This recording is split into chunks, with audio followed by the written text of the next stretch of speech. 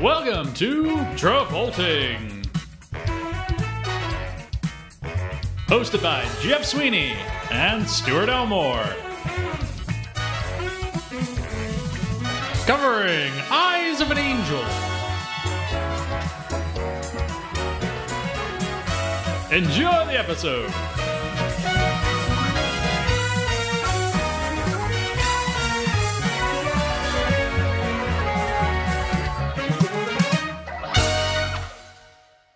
All right, here we go. We are recording. All right, welcome everyone to this week's episode of Travolting. We got a hell of an episode in store for you folks today. Yeah, thank you all for tuning in last week to our episode on Look Who's Talking 2, as opposed to Look Who's Talking 1. Or Look Who's Talking 3. As promised at the end of that episode, and as promised also in our intro today, we're covering the film from 1991, Eyes of an Angel. I would be so bold to say this is the weirdest movie we have covered yet so far on this podcast. And to clarify, weird is to differentiate from bad or worst. I would say this is not the worst movie we've covered. Yes. We've covered worse movies than this. But this beats Two of a Kind. Oh, yes. And all those, and some of the other weirder, and like Devil's Reign and whatnot is the weirdest movie. In terms of like its content being weird and just out generally of nowhere, confusing, complicated, like this is the top for me, Jeff. And I think you're in the same way. Actually, I don't really know about that. This is just your average run-of-the-mill mob dog movie. That's apparently about an angel. Can we fill in some context for the audience, like our screening plan for this? Yes. So this movie has a weird release cycle. Yeah. So it's a 1991 movie, which is why we're covering it now, after Look Who's Talking 2. However, the thing is, it was only released in France in 1991, as well as like screenings to distributors and like friends and family stuff in the U.S. Do we know why it was only France? I do not know why it was, but it's going to be released by Triumph Releasing in the U.S. They removed it from their slate. It then sat dormant for 3 years, never got released, never talked about.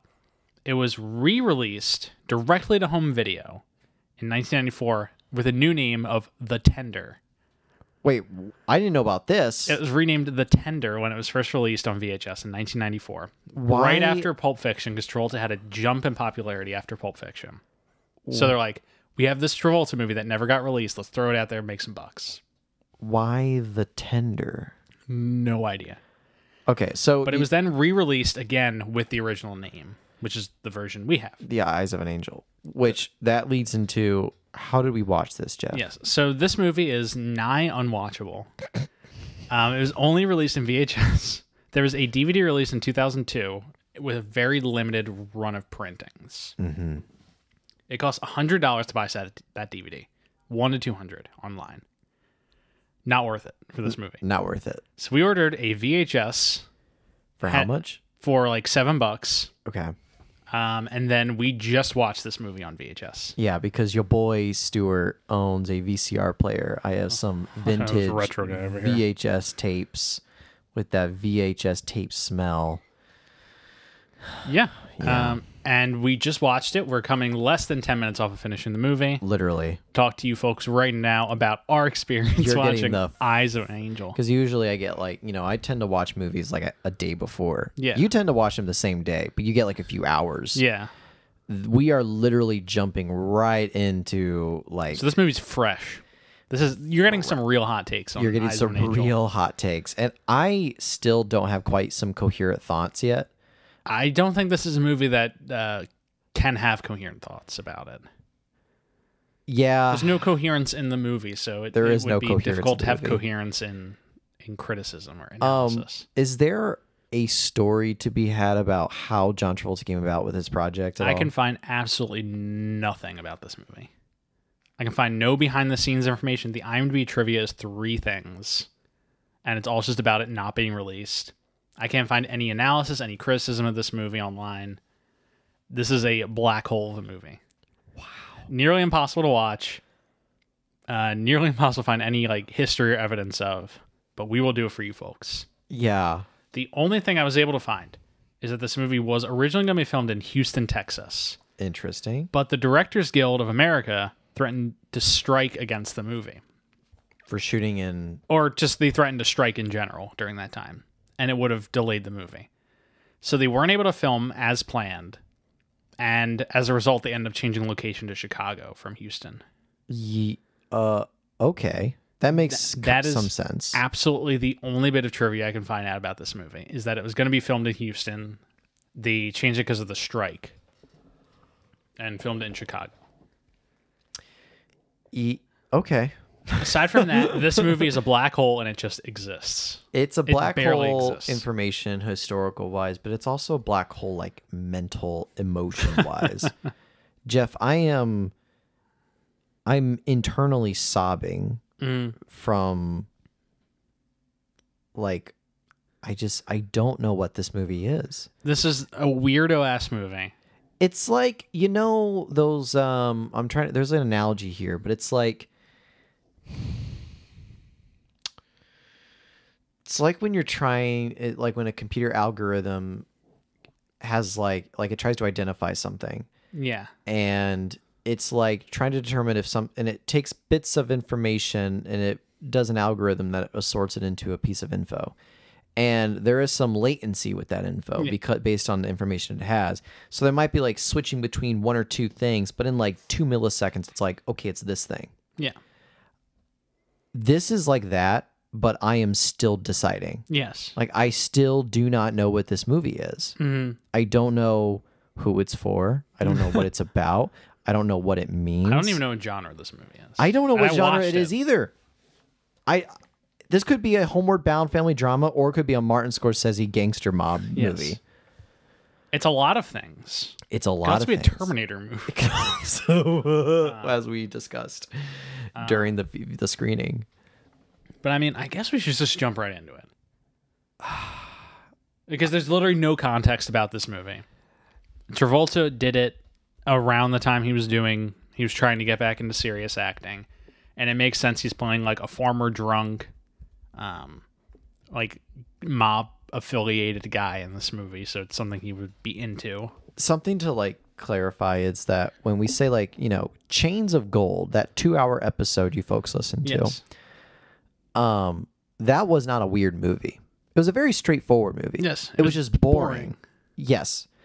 This is not that. Yes. That fits into the same part of his career in that he's just doing these like small movies, but it's such a 180. Yeah. It's like, I can't say it's good or bad. I can just say it's like the Book of Henry. Yeah.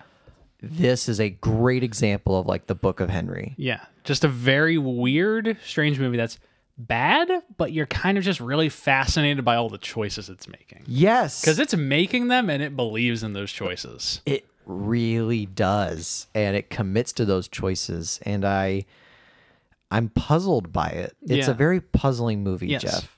I think we should just jump into it. One thing I do want to say is that I just thought of is, of the last like 4 or 5 Travolta movies we've watched, they've all been related to him and a kid.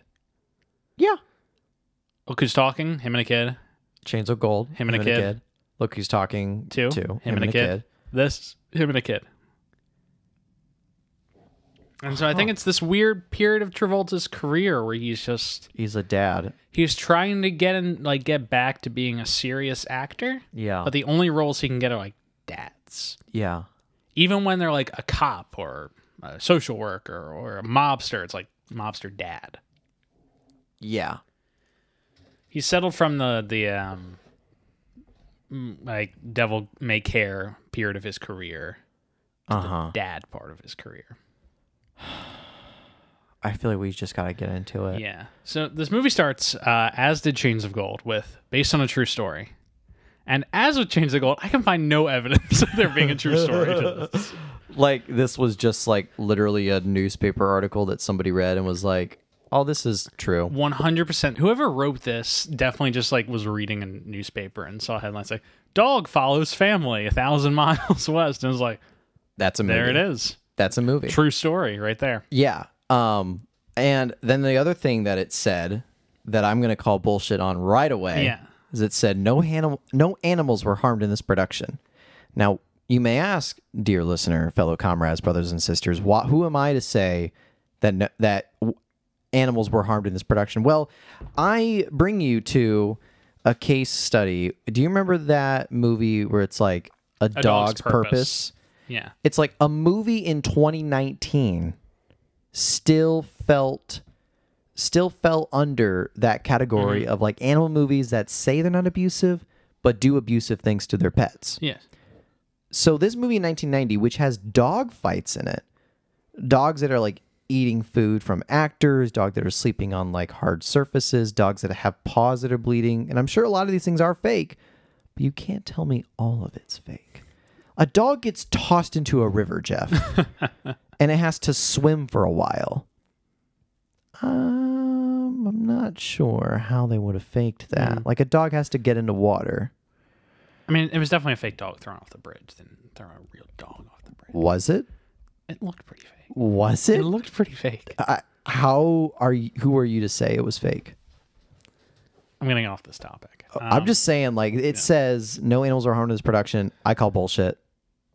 I don't believe a movie in 1991 had the skills, technologies, and safety stunt department heads to afford a dog not to go through some kind of turmoil on the set. I mean, this is kind of around the same time Homeward Bound was being made. So. And Homeward Bound, we're not going to talk about because it's my fucking favorite movie of all time, but I'm sure it also abused animals. Anyway, it starts listing the cast. John Travolta. There's no one really of note besides John Travolta. There's one other actor I recognized. Yeah, it was his brother later in the movie. No, I recognized one of the goons. Really? Wait, what? Yeah, I'll talk about it. Okay. But it's funny. It goes through the cast, and then the last part says, and Tripoli as the dog. Tripoli as the dog. This is like Toto. Yeah. You know? So. But then it starts listing the rest of the crew of this movie, like, DP, cinematographer. Yeah. All that fun stuff. Is it DP anybody of notable reference? I don't believe so.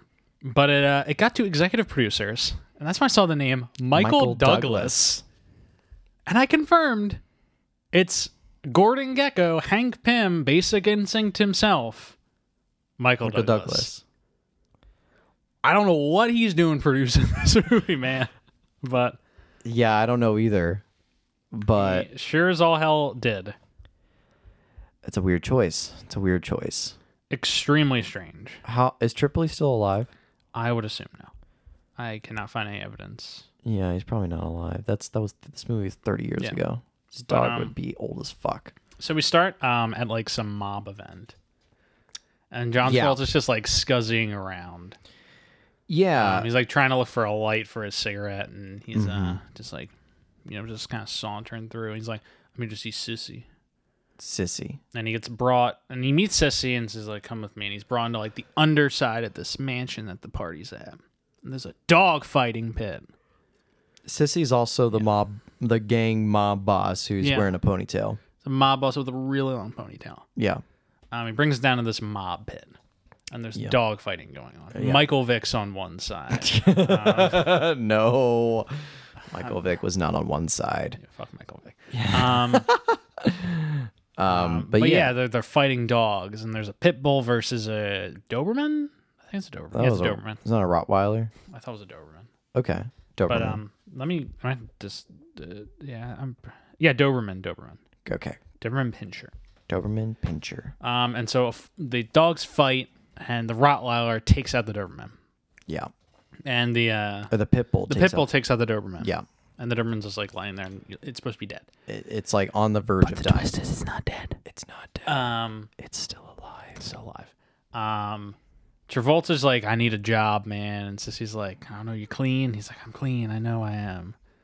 And he talks about, I have a business opportunity for a dry cleaning thing. Yeah. To talk about this dry cleaning thing. And it's never brought up again. It's just it's like gang talk. Yeah, gang talk. Yeah. I'm sure dry cleaning was code for something. Oh, yeah, like, collecting money. What if they were actually just like going to invest into a dry cleaner in the city? And it's like, yeah, this neighborhood really needs a dry cleaner. We should help out the locals. Yeah. That'd be funny as hell. That would be funny as hell. But that doesn't happen. No. Troll's like, oh, man, maybe I'll take the job. And he like wanders off. Mm-hmm. And then the dog gets driven by one of the mobsters who looks like Robert De Niro. And is kept in the trunk. except in the trunk. The guy opens the trunk, pulls the dog out. This is when you and I first found out, oh, this takes place in Chicago. Yeah, the guy trying to dump this dog. If you're trying to dump a body of any kind, dog or human, after an illegal event like dogfighting, don't do it in downtown. Where would you take the dog? Where would I? In the Chicago? I would take it to like the middle of nowhere. Yeah. I actually know a good place. This guy drives downtown Chicago. Yeah. In the river, right near where Trump Tower is now. It's either Wacker or Michigan Bridge. Dearborn or Michigan Bridge. Like, it's one of the big bridges. The dude just pulls the dog out, walks over to the bridge, throws it off into the river. And yeets off. Yeah. The dog, still alive. Still alive. Wakes up when it hits the river and is like, oh shit, and swims away. Yep. Very weak dog. But the dog makes itself back to shore. Yeah, that's when I wrote down, the dog lives. Yeah. But then we cut to a little girl, and she finds money on the sidewalk. I don't remember. I can't remember if she gets I don't remember.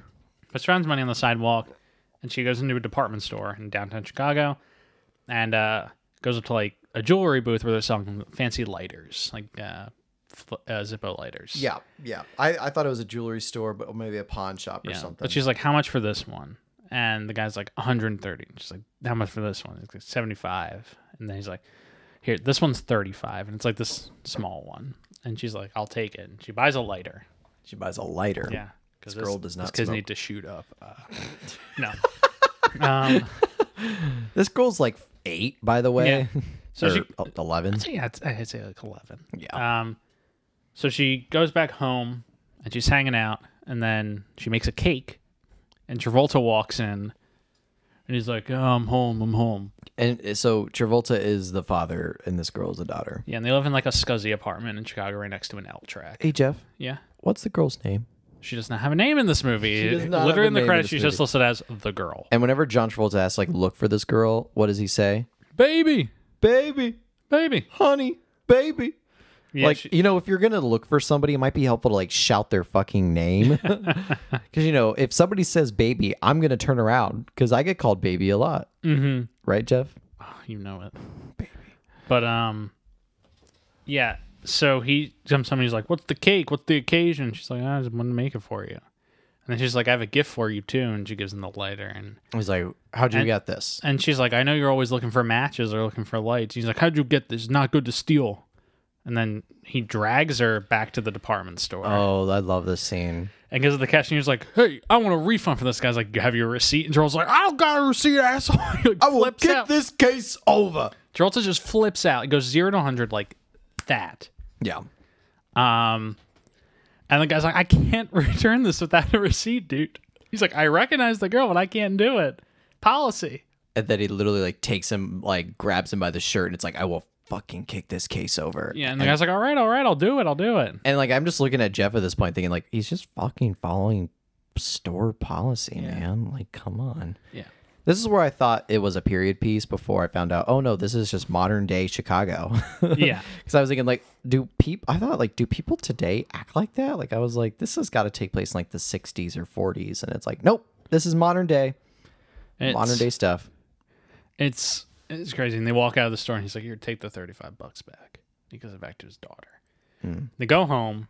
They go to an Italian restaurant, but nothing interesting happens there. And there's no mom in the picture, by the way. There's no mom. They get home, and Sissy, the mobster, is there in their apartment. Yeah. And he's like, how's the girl doing? And Charles like, she's doing fine. And then he's like, it's revealed at this point that Travolta's wife, who had passed away, was Sissy's sister. Oh. And so Travolta kind of married into the mob. See, I know that you and I both watched this at the same time, but I totally spaced on that. So like Travolta kind of married into the mob is the thing. Okay. That's the bit. Yeah. And now like this guy feels some sense of obligation to the girl because it's his niece, even if he doesn't really care for Travolta that much once I'm out of the picture. Right. Sissy says, "Yeah, I might have something for you." And then in terms of work and a job. And then he leaves. And the next day, the girl who's listed as baby on the Wikipedia page. That's funny. She's just wandering around some weird like scuzz part of Chicago. She's like in a factory, like burned down factory or something. She's in some abandoned place. What is she doing? I don't know. It's not safe.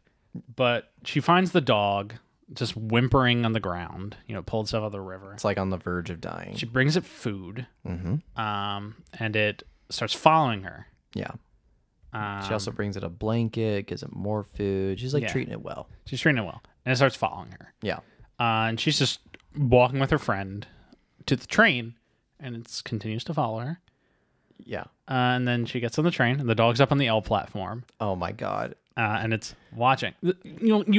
Anyone listening, you have noticed that we are seemingly discussing two separate movies right now. There's a mob, there's like a dog movie and a mob movie going on. We're talking about the dog portion. We'll get back to the mob portion. The dog portion is much more fun to talk about. Yes. The mob, not so fun to talk about. So so she gets on the train. The door's closed. And the dog can't get in. Right. So the train takes off. And then what does the dog do? Well, you know what happens first. The movie makes a move, and it's just like, and like this drum action music just starts kicking. It's like, I can't do it. Yeah. And this dog leaps off the platform onto the tracks. Leaps off the platform. And like speeds running along the tracks. And here's the thing. Jeff and I, we're both from Chicago. And I remember my mom always told me, do not get on the tracks because they have like these electric rails on them. Yes. If you touch them, you'll get electrocuted. It's the dog should have realistically just went. Yeah, exactly. Done. And we were thinking like that could have been the end of the movie right there. The dog just got zapped. It got zapped and died, but it didn't. Dear reader. Yeah, dear reader. That did not happen. But the dog keeps, it chases after, and then it manages to jump onto the next platform. Yep. At the same time, the girl sees it. Yep. But that animal control comes out of nowhere and takes the dog. No. Sad. Damn. Sad. Extremely pesky sad. Animal control, keeping our streets safe from rabid dogs. God damn you. Why is animal control always thought of as the bad guys? They're doing their jobs. They are doing their jobs. But have you ever seen a movie where animal control were the good guys? No, they're always the villains. They're always the villains. They're just doing their jobs. Yes, they are. Yeah. Sad. Very sad. But she finds where the dog was taken. And she goes to like the animal control center. Oh, yeah. And she's like, I need to see this dog. And the woman's like, do you have any papers for it to prove you own it? And she's like, no, well, we're going to put it down. She's like, no, not my dog. And they're like, sorry, unless you have papers. And so she has her friend spill money on the ground. Yeah. To distract the worker so she can unlock the dog's door. And then she leaves. And then she just leaves. And the dog does not... The dog does not capitalize on this open door. Here's the thing. This dog is sentient, but clearly not sentient enough to like know his opportunity. Yes. So the dog is still in the cage. Yeah. And the next day, they come to put it down. They come to put it down. They have the injector thing. And the dog like leaps through the door after them. And it runs down the hall. And then it's like a metal door at the end of the hall with one of those little square glass windows. I love this part. This fucking dog, man. It leaps in the air and hole in one, like turns itself into like a hot dog, like slides through the glass, blasts the glass, slides through, takes off down the shatters the glass on the door and it doesn't flinch.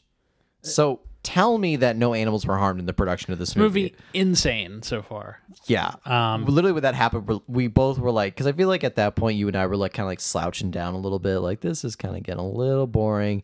And then this dog fucking breaks through glass like a bullet. And we're like, oh.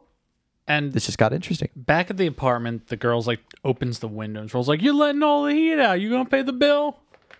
And he's like, I gotta do mob shit now. And she's like, oh, I want the window open just for the night. He's like, no. And then he goes to bed and she opens the window back up and the dog comes in. Yeah. And like she helps bug the dog or some shit.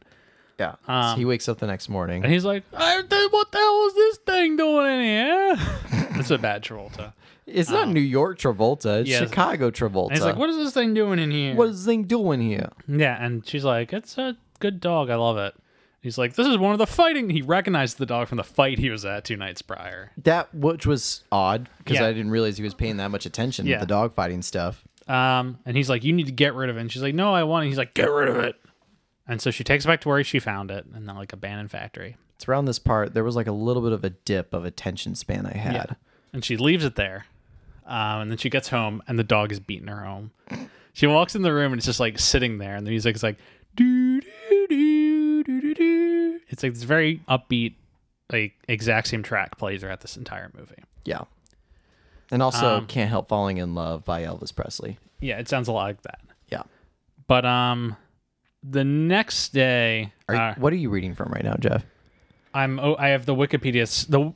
Oh my god, the Wikipedia summary plot for this movie is like 2 pages long. It's insane. Somebody went through great deal. Does it credited by for anybody? Like, no, it does not. There's no source. There's no like number. Nope. There's no super notes or not in the slightest. What are the references? Eyes of an Angel external links. Nope. Wow. Okay. So yeah. Well, just thank you whoever put up that much information on Eyes of an Angel. Yeah. Because if you did not, like, this movie was literally like a black hole. We would not have known as much about it.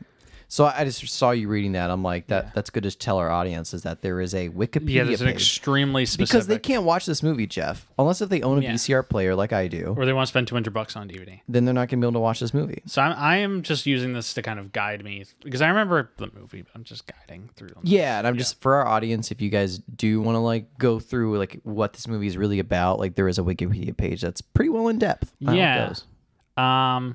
So Travolta meets up with Sissy. You're making me on, bro. Yeah. And Bobby, or Travolta's name is Bobby in this movie. I don't think we said that. Oh, I didn't know that. Yeah, Bobby, he gets a job from Sissy where he's just going around picking up collection money from like local businesses. Yeah. And then Bobby leaves and Sissy's just like grabs his goons. One of them is the guy from Ferris Bueller who's like, "What country you think this is, man?" Good to know. Yeah, that's the goon I recognized. Okay. He's also in Strange Days and some other good movie. He's in a lot of good stuff. Cool. But yeah. But Sissy grabs his goon and he's like, "Pick him up, take some of the money. I want to whack this guy." Sissy just really wants to take Travolta out of the picture. He blames him for his sister's death, apparently. Oh, I forgot that. Yeah. I just thought this sissy guy had a hard on. No, for killing people and dogs. Yeah. Okay, so then Travolta gets in this car and he's thinking that he's going to be giving them the money that he got for them. And then they double cross him and say, "You're $300 short." And like, they no, start I'm not. beating him up. They start beating him up. He grabs like a tire iron and just that was a rock. And like goes to town on him. Yeah. It's a very brutal scene. He starts eating their intestines. And then he turns into a dog. Yeah. No, he does that. None of that happens. Does not happen. But it could have. For how weird this movie was, would that have shocked you? But he realizes he was double crossed. Yes. And so he's driving back and he calls his daughter and he's like, "Meet me in the park," or not the Boston park.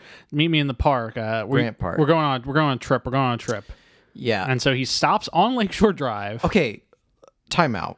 We have to talk about this. Yes. So, again, this is going to be the bit in this episode, is that you and I are from Chicago. We are from Chicago. We're going to say that probably 20 times during this episode.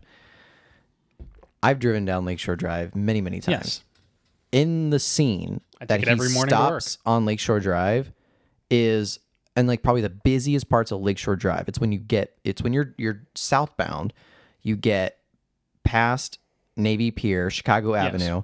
You get past Jackson, Monroe, and you get to where you are parallel with Buckingham Fountain. Like right along the lake. Right along the lake. You're right next to Grant Park. Yeah. But there is no like pullover lane. Yeah, there's no parking lane. Right. So he's literally stopping traffic on Lakeshore Drive. Yeah, there's like a big line of traffic behind him. One of the guys is yelling like, "Hey, you asshole!" Hey, asshole! And it's Travolta calls people an asshole a lot in this movie. Yes. He turns around, he's like, "You asshole! You're all assholes." He says, and like I wrote a note about this movie that like, you know, the saying like, if you meet an asshole, you met an asshole. If you met a bunch of assholes, you're probably the asshole.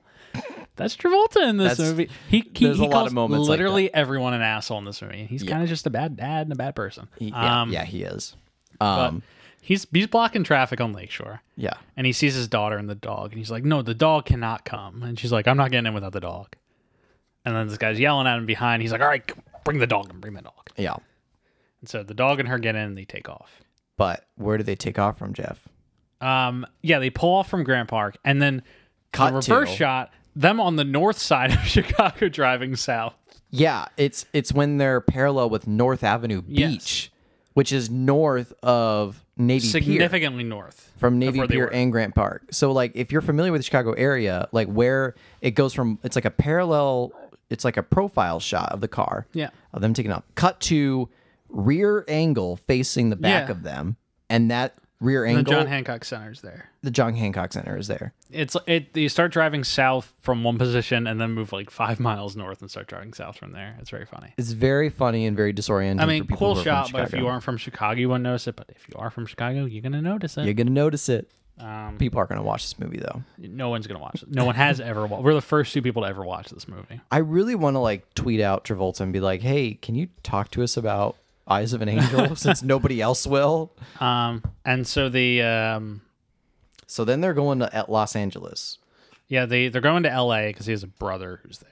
Yeah, who is played by? I looked him up. His name's Jeffrey DeMunn. Yeah, he's in a lot of Frank Darabont movies. Yeah, he's in The Green Mile. He's in The Mist. Yep, he's in Shawshank. I'm pretty sure. Is he in Shawshank? Positive he's in Shawshank. I think you're lying. No, I'm pretty positive he's in Shawshank. I find no evidence he's in Shawshank.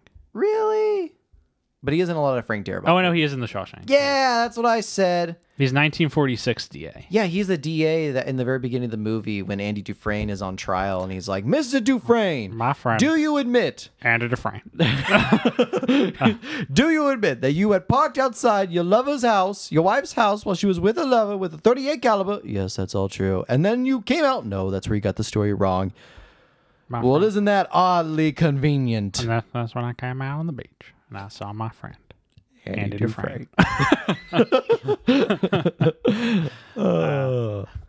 What a movie. He's in Walking Dead too. Yeah, he's in Walking Dead. He's Dale. He's Dale.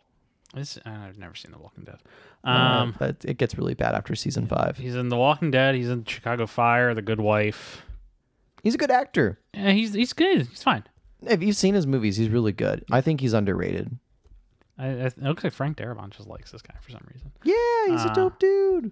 But he's in this movie as the brother, but they're driving to L.A. Yeah. And they stop at a truck stop, and Travolta pulls a fast one on his daughter. He locks the dog up in like a cage.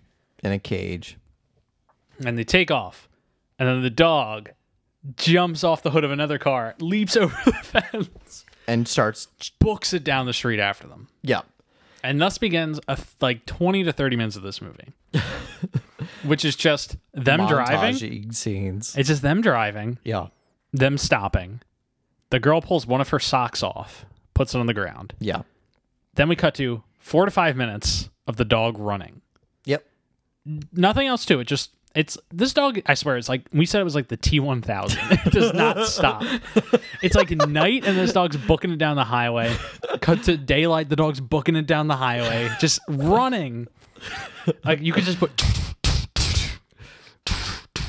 over it. This dog is just booking it. It's so funny. It stops once. We only see it stop once to fall asleep, and a guy takes care of it. Yep. Well, it does stop to eat food at one point. It stops to eat food once. And it like threatens a dog. Yeah. Like the T1000. Yeah, and it falls asleep at another place, and this guy like takes it out and has it play with his dog, and then the dog just books it and gets back on the rush. And this dog follows them 1,000 miles or 2,000 miles from Chicago to LA. It's Chicago to LA. is Seemingly 2,000 does it in miles. less than a week. Yep. During that time, Travolta and his daughter they don't really do much. It's just like they stop every now and again. Yep. John Travolta asks her about why she takes And he her calls socks people off. assholes. Yeah, he does call people assholes a lot. But they make it to LA. Yeah. Meanwhile, This is an hour in the movie, by the way. We're fairly through this movie. Yeah, this is already an hour through, and I feel like we've done a really good job of explaining every detail. Yes. It's an hour and a half long movie. It's just a grade A weird movie because like half of it's just this mob movie about a guy, and then like it'll be a mob movie, and then it just cuts to a dog for 5 minutes running down a highway. Yep. And apparently, like this movie's called Eyes of an Angel. Why? The tagline of it is he was looking for a chance, instead he found a miracle. And there's a lot of shots of the dog's eyes. So like you can the only inference I can make is the dog's supposed to be an angel? Question mark? I'm not sure. This dog would be an interesting angel. I mean, it definitely has a lot of angelic stamina. It does, but it sucks at fighting. Yes. If it's an angel, it needs to practice its swing. Yeah. But yeah, they make it to LA. So does the dog. Yeah, the dog makes it to LA too. Yeah, and they meet up with his brother. Same time they do. They're in a fucking car. Yes. And they meet up with his brother, and they stay there for a day. And Travolta gets into a fight with his brother for some reason or another. His brother's like, "You're always a failure," and he's like, something like that. "I don't need you." His brother's like kind of wealthy. His brother's successful, and Travolta's a failure. Yeah, the classic brother tale. Yeah, and they're like, "You need to take care of your daughter better," and stuff like. Travolta's like, "We're leaving," and so he and girl leave. Girl, Yeah, they leave. Oh Jesus! And they stop at a gas station to get something. I can't remember what. Oh, they stop at a motel. They go to a motel first. And he realizes he left his wallet in the car. And he turns around and the car gets stolen. Yep. And he has no money and no car, no nothing. It's him and his daughter. Yeah. And they start, and he literally like leaves the motel. Yeah. And he's like, "You're a bunch of assholes." He's screaming at him, calling that, and his daughter runs away. Well, they go to the gas station first because he has to get her. He gets her like a hot dog. He tries to force feed a hot dog to her. First off, two things. Number one, how's he going to pay for this hot dog? He has no money. He has no money. Secondly, he literally is trying to force feed his daughter a hot dog. Because she's like crying while she's trying to eat it. And he's like, "Eat the hot dog. Eat the hot dog." And then she shoves it in her mouth and she drops. It's like, "Now look what you did." Yeah. And the gas station clerk, oddly enough, concerned is like, "Hey man, like always on the girl." It's like, "You shut up. You don't tell me how to like raise my daughter. It's like, you just being a little hot on him, man. Yeah, it's very silly. It's like, "You're an asshole." And then he walks out the gas station. He's like, "Everybody's an asshole." And he's like, "Where are you, girl? Where are you, baby?" Baby. Baby. And she's gone. And she leaves. Yeah, and she's just hanging out on some wooden bridge crying. Yeah. Cut to. And then the dog. The dog! Wait, no. We cut back to the mob first. No, I thought it was the dog. The mob first. Because the mobsters... visit the brother. Yes, but first I actually forgot. There's a part where the mobsters are searching through their apartment back in Chicago earlier. Oh, yeah, we did miss that part. And they find a letter he had written to his brother at one point. And they're like, that's address. the only connection we can think of about where he could go. Yeah. So now back in the present where we were. Yeah. The mobsters show up in LA. They're traveling really far just to like get beat this guy up. Yeah. It must be worth it. They show up at the brother's house and they punch the brother. And they're like, "If you see him, tell us where he is." They write him a check too. Well, I think they write him their number to call. Oh, okay. And he's like, "Yeah, call this number if your brother shows up. And if you don't call, we know where you live." Yeah. And so now the mob's in LA looking for him. Yeah. Cut back to Travolta. the dog. The dog. Well, no, Travolta. At some point after the daughter ran off from the gas station, it cuts to like the dog. Because I wrote down, "Oh yeah, the dog." Well, I know when you wrote that. I know you wrote that. Yeah. We cut back to Travolta and he goes to a bar and gets a shot of vodka. And then we cut to him under an overpass and he's just stumbling along. He falls down like on the side. This man is defeated. And then he looks up and who's there? Silhouetted at the top of the underpass. The dog. And that's when you wrote, "Oh yeah, the dog." Because it's been like 5 minutes since we last seen the dog. Yeah, that's and the dog true. runs down the overpass and like licks Travolta. And Travolta's like, "I've been touched by an angel," or some shit like that. And he gets up and he walks with the dog. And the dog leads him to girl. To girl. He knows where to find the girl. Because he has super send where he could follow them for 2,000 miles. Yep. Finds the girl. They find girl. Travolta and the girl make up. Yeah, they make up. And then they go back to the brother's house and make up with him. And then the brother is like, "I'm glad they're fine. They found me." And Troll's like, "All right, I'll turn myself in." And then we cut to him getting beat up in a underneath a highway, which was introduced to us by a really cool establishment. Yeah, it has a cool shot. Yeah, a cool shot. A cool shot. Well, the silhouette shot of the dog was pretty cool. Mm-hmm. It's not bad. It's not bad. But yeah, he's getting beat up by the mob. Beat up. And I was like, "Where's the fucking money, Lebowski?" Bunny says you're good for it. No. Where's the money? And he's like, "Yeah, you had the money." Where's the fucking money, asshole? Yeah. So they drag him back to his brother's house and throw him on the ground. And Sissy wants the girl back. He wants her to live with him because he's like, "You're my niece. I can take better care of you than this schmuck." Yeah. And then the dog shows up. He's like, "Grr." Well, first off, he says it very sensually. Yes. But the dog shows him. It's like, "Grr." And it's like, "This is a tough dog. Stay away from my wife." I killed my wife. I didn't kill my wife. There was a man in my house. A one-armed man. I fought with this man. You find him. You find him.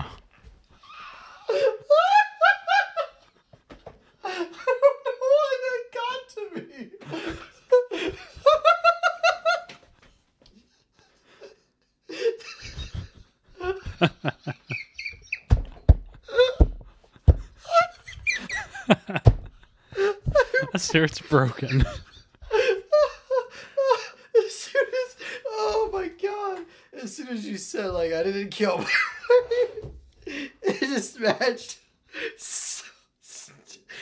Why are you videotaping me? Okay. Wow. I'm crying. Okay. So yeah, the dog shows up. Yeah, the dog shows up. Yeah. Yeah, that's basic. And Sissy's like, and Joel's like, don't you recognize this dog? It used to fight with you. And Sissy's like, made it all the way out here. This does make sense. Joel's like, believe it. My thoughts too. And he's like, all right, this dog's gonna fight. He's like, here's what we're gonna do. This is your dog. It fights my dog.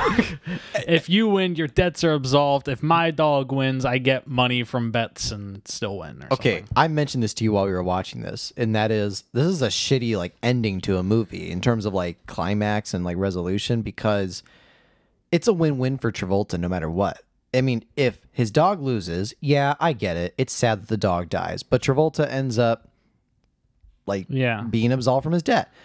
If his dog wins, then great. Like his dog lives and he's also absolved from his debt. But ultimately it's like we weren't really led to care. I mean, we are led to care about the dog, but more so we're led to want John Travolta to be let go of his debt so he can raise his daughter right. Yeah.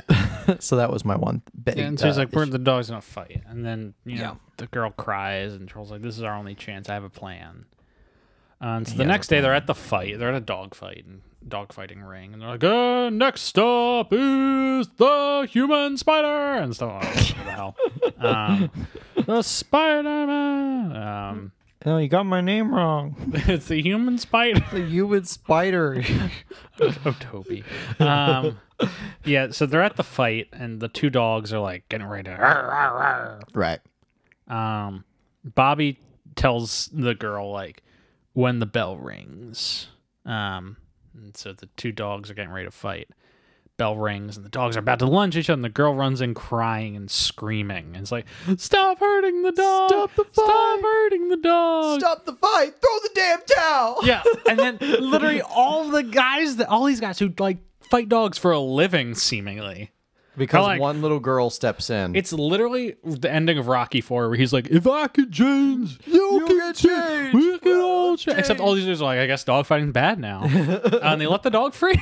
Let the dog go. And then how is the debt issue resolved? And then Travolta walks up to Sissy. In the middle of the dog fight. And slugs him in the face, throws him in the pit. No one stops this. Nope. All the people, these guys all the spectators are still here. By the way, all these guys who are supposedly really into dogfighting are like changed by this girl crying and Travolta throwing this guy. Then the Doberman like runs up and like he attacks Sissy. He like rips up his arm, his leg, and then ends with his like mouth on Sissy's throat. Like he'll bite the jugular. Yeah.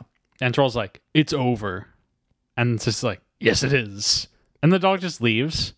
John Travolta and the daughter walk away. Yeah, and Travolta, the daughter, and the dog walk off into the sunrise. And that's the end of the movie. That is the end of Eyes of an Angel. I'm still not quite sure why it's called Eyes of an Angel. Yeah. Yeah, that's the movie. That's the fucking movie, Jeff. And we got through it all in 45 minutes. It's kind of impressive. There's really just not much to this movie.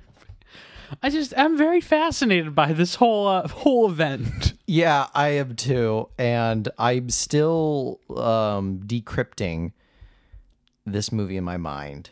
I don't know where to place it, so to speak. Yeah, I don't know. It's just Travolta has a problem. And then a dog shows up and solves his problem. Yeah, that's it. The dog just shows up, and I guess it's like an angel or something, and just... It's a pretty shitty angel. So, yeah, Travolta, but like, he doesn't have any character change. He just realizes he likes his daughter, and that this dog saves his life. He realizes he likes his daughter. Yeah, he likes girl. Girl. But yeah, this movie starring John Travolta, produced by Michael Douglas. Not co-written by John Travolta. Yeah, just has a very... It's strange. It's very weird. It's the weirdest movie we've covered. It is so weird. I I feel like I could talk for hours about this movie still. Yeah, well, only talked for 45 minutes. One of our shorter, we got through the whole plot that quickly. Yeah, that was really quick. If it were to be any other dog breed that could work with this movie, what dog breed would it be? I have one. What? A Sheltie Collie. Yeah. Who should voice the dog if this? Well, okay, so I'm so glad you brought that up because that was something I told you as we were watching the movie. I said this movie would be a million times better if the dog just fucking talked. Yeah, because there's long periods of just silence where the dog's running, which is it's like the original Incredible Journey movie. And facial expressions. Yeah. You get a lot. This dog is a great actor. Yeah. We cannot undermine This dog's that. a very good actor. Great actor. There's so many shots of He its did a good facial expressions. It's a good boy. Yes. They're good dogs, Brent. But yeah, I was saying to you earlier when we were watching, it's like this movie would be a million times better if they just made the dog fucking talk. Yeah. So we should be talking like Stallone, just running across the country. I don't know if I would pick Stallone for this, brother. You know who I pick? Who would you pick? My friend, Andy Dufresne. No, I would just have Tim Robbins. No, or Morgan Freeman. I would just have Morgan Freeman voice the dog. So, I ran across this country 2,000 miles after this girl. I don't know. I need more. What if it was after my wife? No. I don't know why that gets to me. It's really funny though. I can see like a very mellow Harrison Ford. Like early 90s Harrison. Early 90s Harrison Ford, like Air Force One, cool, calm, collected, presidential. I ran across the country trying to find this man. Yeah. Yeah. 100%. I get that. And then I fought in the pit. If you got Jeff Bridges. Yeah. Jeff Bridges to be the voice of the Doberman. Tony, we're ironmongers. So, but yeah, they could be voiced by plenty of folks, and it would have been so much better. Yeah, instead the only talking dog movie we're getting is our Look Who's Talking Now and Bolt. Yeah, those are our two talking dog movies we'll be covering. Yeah. It's pretty sad. The thing is, this movie, there's really nothing to talk about in terms of its impact or anything that happened after, like we usually do. Right. Because the movie did not get a theatrical release. No, it did not. Except for France. It was released on VHS, and there's no record of any what it did. So where do we go from here, Jeff? I mean, something I'm curious about is who this director is. Yeah, let's find out. His name's Robert Harmon. Ooh, boy. You know what one of the movies he directed was? What? It's not the same one we'll be covering, but he did direct a movie. Don't say the title. Don't say the title. Oh, Jesus Christ. The audience can figure it out if they look up this guy and what he directed. But he directed a movie that we will be covering of another movie with the same name. And it's... For folks who are good friends of ours and know Jeff, it's worth it to look it up. It's worth it to look it up. Yes. For folks who don't know Jeff, you might not get the joke just yet. This guy also directed 8 different Jesse Stone movies. What is the Jesse Stone movies? So the first one's called Jesse Stone Stone Cold. It's a made-for-television crime drama filming directed by this director, starring Tom Selleck. Tom Selleck? Yeah, and it looks like he made 8 movies, all about Jesse Stone, starring Tom Selleck. Tom Selleck was in all of these? Yeah, and they all played on CBS. Oh my God, this is a whole franchise. The Jesse Stone franchise? Yeah, they made 8 Jesse Stone movies. Somebody should make a podcast about these. I'm like, we're doing the Stonecast. The Stonecast. The Jesse Ice Stonecast. Oh, this is so funny. Why are there 8 of these movies?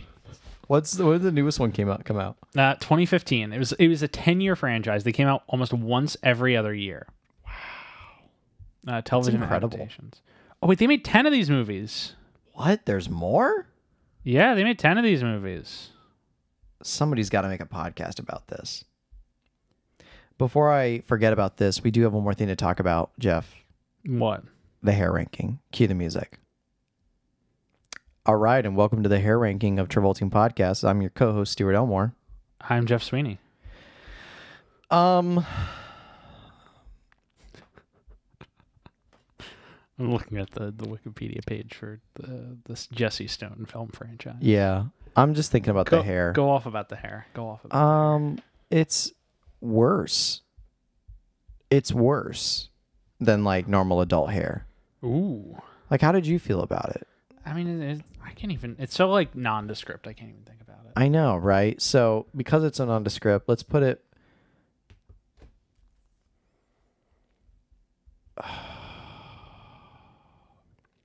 Put it below Urban Cowboy, above Boy in the Plastic Bubble. Ooh, that's rough. It's so unmemorable. Yeah. For anyone at home who is listening and would care to know, here's the current status of the hair ranking. Yeah. I'll go in descending order. So in 17, last place, The Experts. 16 is The Devil's Reign. 15 is Moment by Moment. 14 is Boy in the Plastic Bubble. 13 is Eye of an Angel. Urban Cowboy in 12th. 11 is Basement's The Dumb Waiter. 10 is Look Who's Talking 2. 9 is Look Who's Talking. 8 is Two of a Kind. 7 is Chains of Gold. 6 is Blowout. 5 is Perfect. It's perfect. 4 is Saturday Night Fever. 3 is Grease. 2 is Carrie. And 1 is Staying Alive. In first place for the only time in its life. It's first place in my heart, man. Staying Alive is the best hair of all time. And that's the hair ranking. Yep. All right, now I'm on this Wikipedia page for this Jesse Stone character. Do you just want to talk about Jesse Stone? This Tom Selleck franchise is absurd. I am folding up my notebook now. I mean that's pretty much closing thoughts on Eyes of an Angel. It's a weird movie. Cool. Viola Davis was in 4 of these. How'd they get like a cast? No idea, but she was in 4 of these movies. This is probably before she was like big. Because like her big break, not her big break, but one of her big breaks was would be around like The Help. That was kind of a really big. No, she was pretty big before that. And she was known before that, but I feel like The Help was her like big. She got nominated for an Oscar. You might say it helped her out a lot. I got it. She's my wife. Yeah, she was in 4 of these movies. Jesse Stone, Stone Cold. Jesse Stone, Night Passage. Jesse Stone, Death in Paradise. Jesse Stone, Sea Change. These titles are amazing. Tom Selleck's in all of them. So is Cole Sudduth as Suitcase Simpson. What? There's a character named Reggie, played by Joe the dog. So I don't know if that's like an actual dog or if it's just the... Are there any other big actors in this? William Sadler is in them. I mean, he's not like big, but he's known. He's Death and Bill and Ted and The President and Iron Man 3. Okay. He's in them. What are these movies? I don't know. Extremely strange. So Jesse Stone. Jesse Stone. These movies literally could never exist. I refuse to accept it. I guess we're gonna have to like binge it at one someday. All the Jesse Stone movies. Yeah, we're gonna have to do the Jesse. Maybe we'll do the Selleck cast. The Selleck cast. Yeah, he's got a pretty big filmography. Tom Selleck. Yeah, we he's been around. I mean, we covered him in. Wait, no, we didn't. Never mind. No, I think we've added Tom. I was Selleck. like, yeah, he was in The Devil's Reign. I'm like, no, he's not. He's not. No, I he's don't think so. Else. You weird. So Eyes of an Angel. Eyes of an Angel. That's the movie. Yeah. We covered it. Grade A weird. Very weird. Yeah, I think that's it unless you have anything else to say. I think I'm good to cut it here. I have nothing else to say. Well, this is going to be our first intentional episode where we're under an hour. Yeah. Unless if we can talk shit for 6 minutes. I think it's a good one to cap it on. Yeah. Yeah, thank you all for listening. Yeah. Please remember to tune in next week for our episode on... I should have had this right now. On Shout, the movie Shout. That was a decent one, right? I didn't think it was decent. We're covering Shout next week. What's after that? After that is Boris and Natasha. What's that one about? I don't know. Boris and Natasha. It's about a guy named Boris and Natasha. Does John Travolta play Boris? No, he plays... I'm not going to tell you who he plays in it, because I looked it up, and it's very funny, and I don't want it spoiled for you. Okay. Is he a supporting character? Yes. Oh, this will be like our first like John Travolta supporting character one. Please remember to rate, review, and subscribe whatever platform you're listening on. As a reminder, we are on Spotify, Apple Podcasts, Google Podcasts, and YouTube. We appreciate every single like, subscription, and listen. It really means a lot. Find us at Travolting Pod on Twitter or Instagram for updates and fun stuff. Pop into our Reddit, r/Travolting. Email any comments or questions to travoltingpodcast@gmail.com. Find me on Twitter at Jeff W. Sweeney. You can find me on Instagram at StuartElmore95. And special thanks to Rebecca Johnson for our graphic design as always, and Michael Van Bodegum Smith for our theme music. They're both amazing. That is now leaving you out. Have a great week, folks. See you next time. See ya.